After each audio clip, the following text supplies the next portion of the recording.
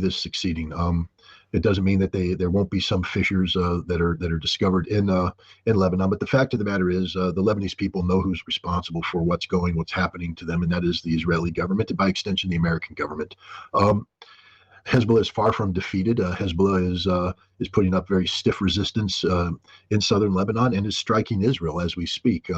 The notion that somehow Benjamin Netanyahu was going to be able to create the conditions for the return of 60,000 settlers to the north, which was his stated goal and objective and going into Lebanon to begin with, has been dashed. It isn't going to happen. In fact, you're probably going to see tens of thousands more Israelis flee their homes in Haifa and surrounding areas because of the continued Hezbollah bombardment, and it will continue. Hezbollah has prepared for this conflict for some time now. Israel has not inflicted fatal harm, and in fact, it's Israel that's suffering, near fatal harm. Their military is on the cusp of collapse, physical collapse. They're exhausted, moral collapse. They're demoralized. You're starting to see people talk about high suicide rates as people return from Gaza. These are soldiers who went to Gaza, thought they had cleared an area, were withdrawn. Now they have to go back and they find that they haven't cleared anything, that they have to go back and reoccupy the same territory that is stained with the blood of their comrades who died earlier, now new blood from the people that are dying. And these soldiers can't take it anymore. Israel was not conditioned to fight a war of this length. The military is not psychologically prepared to fight a war of this length or of this cost. And now they're doing the same thing in Lebanon. You have Israeli soldiers saying they do not want to go to Lebanon because they know what it is. It's a death trap, literal death trap. If you go to Lebanon, you will die. You will see people die, your fellow soldiers, because you can't defeat Hezbollah. You're fighting on their terrain. Every step you take into Hezbollah is a step closer to the ambush that's inevitably going to take place that takes your life and the life of your comrades to your left and your right. The Israeli army is broken. That doesn't mean that they can't fight. Of course they can fight. They have technology. They have the ability. But this is not the military that you want to be building a policy that is predicated on Israeli military dominance. This is not a dominating military. It's a military that's has proven that it's not invincible, and it's a military that is reaching a point of collapse.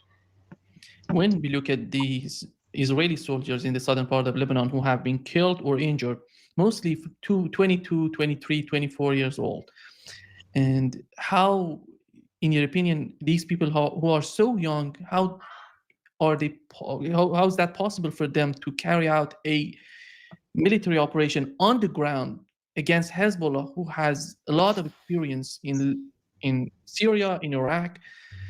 And is that much harder for Israelis to convince these people who are younger to psychologically how they can manage the situation with these people? Well, let me just say something. The age has nothing to do with it. The United States Marine Corps brings in 18, 19-year-olds. We train them to be Marines, and they go out and they function as 20, 21, 22, 23-year-olds in combat, and they win. Because they're trained to win. They're geared towards this. We condition the Marines to understand that your sole function as a Marine is to close with and destroy the enemy through firepower maneuver. We are prepared to fight the long fight. We proved that in World War II. We prove it even in Vietnam, where our nation lost. The Marine Corps performed very well. High level of professionalism throughout the conflict. So, the question isn't the age of the people. It's the cause they're representing, and it's who they are, what they are. The Israelis do not plan on fighting long wars. In fact, the Israeli military approach is to have technological supremacy. That is, that you're operating in tanks, you're operating aircraft, you're using drones, et cetera, that keep the human factor separate from the fighting. You're using technology to do your fighting. The idea is to overwhelm your enemy through, firepower that's directed by, information, dominance of, intelligence collection, et cetera. To the extent that you have boots on the ground, it's only designed to be a very short period of time, a short duration fight, after which the enemy is broken and you can withdraw. You take some casualties, but nothing like the sustained casualty rate that the Israelis are suffering right now. Their military is not configured physically or emotionally or intellectually to fight this kind of fight. That's the problem. You have soldiers who aren't ready to die for their country. There's the difference right there. Marines aren't suicidal, but if you push us off a mile and a half off the beach at Tarawa and tell us that we have to wade through chest-high water to get to the beach to storm the Japanese fortifications, we're going to do that. That's what we do. And then we come back, we regroup, we train, and we take the next island. And we leave thousands of dead on that island. We come back, we regroup, we take the next island, and we keep going until all the islands are taken. That's how we're configured. That's how we're trained. That's how we operate. The Israelis aren't trained to operate that way. They're not trained to take these casualties. They're just not conditioned for that. And so psychologically, this length of a war is devastating for these people.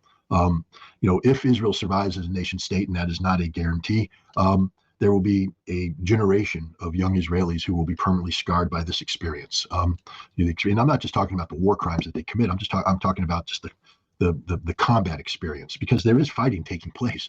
I mean, we focus on the genocide, and it's real, it's ongoing, it's devastating. I don't know if you're watching what's happening in northern Gaza as the Israelis literally round up thousands of people and send them on a death march. On a death march. That's what this is. It's a death march to another camp that they'll bomb, and then they'll death march them out again. It's literally, we're watching the Nazi deprivations of World War II play out before our very eyes by the people whose nation is formed under the notion of Nazi victimhood, meaning they were victimized by the Nazis, therefore they have a right to exist to do what? Victimize the Palestinians the same way the Nazis victimized them. This is absurd, this is perverse, this is unforgivable, but you take that aside, and that alone, Israeli soldiers participating in that is devastating, emotionally, psychologically, etc. But even if we can separate that, and you can't, you just focus on the combat, the notion that of them going into Gaza, knowing that around each turn could be a mine, could be an RPG, could be an engagement, that there's no peace, that you're never going to control this territory ever. That is devastating too emotionally. The Israelis can't handle it, and that's why their military is on the cusp of collapse, emotional collapse. Do you think that in Gaza, do they really understand that any of those fighters, Hamas fighters, would be a Yahya Sinwar? When you look at the pictures of Yahya Sinwar, he was on the ground, on the front, fighting Israelis with few soldiers, with few forces around him. Is that possible for the mindset of Israelis to understand it? The Israelis, I think, they've so dehumanized the Palestinians that they're incapable of instilling notions that we normally attach to movements that lead to nation building, like the Palestinian cause, etc. So the Palestinians are a bunch of terrorist sympathizers, facilitators of terrorism, and therefore Yahya Sinwar is a terrorist leader. That's how it is. And so they focus on killing the terrorist leader, as if by decapitating this blob of terrorist supporters, the blob will go away. Yahya Sinwar was a child of the camps. His parents were Palestinian refugees who were thrown out of their homes by the Israelis in 1948, compelled to go live in Gaza, knowing that right over the wire, right past the kibbutz, was their home. So he was raised in the camp as a prisoner. And as a result, he was raised to resist those who were oppressing him. Those were the Israelis. And he joined the resistance, I think, in 1987, when it was.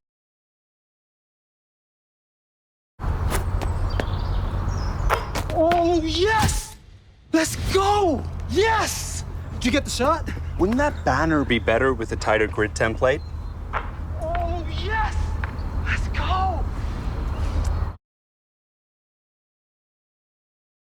So that's all you need.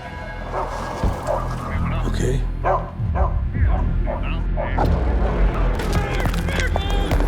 Well, the gift card numbers are 293229871.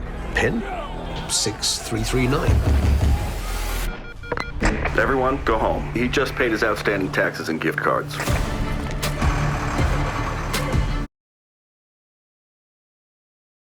In 1987, when Hamas was created, he became a member, headed up the Majd, which is their security force. His primary mission was to eliminate Israeli spies, Palestinians who Israel had brought over to their side one way or another, who were spying on the Palestinian resistance to the Israelis. And Sinwar's job was to clean that up, and he did so very effectively. The Israelis don't like the fact that he did so effectively. There's people out there who accuse him of torturing, murder, or whatever. Could be.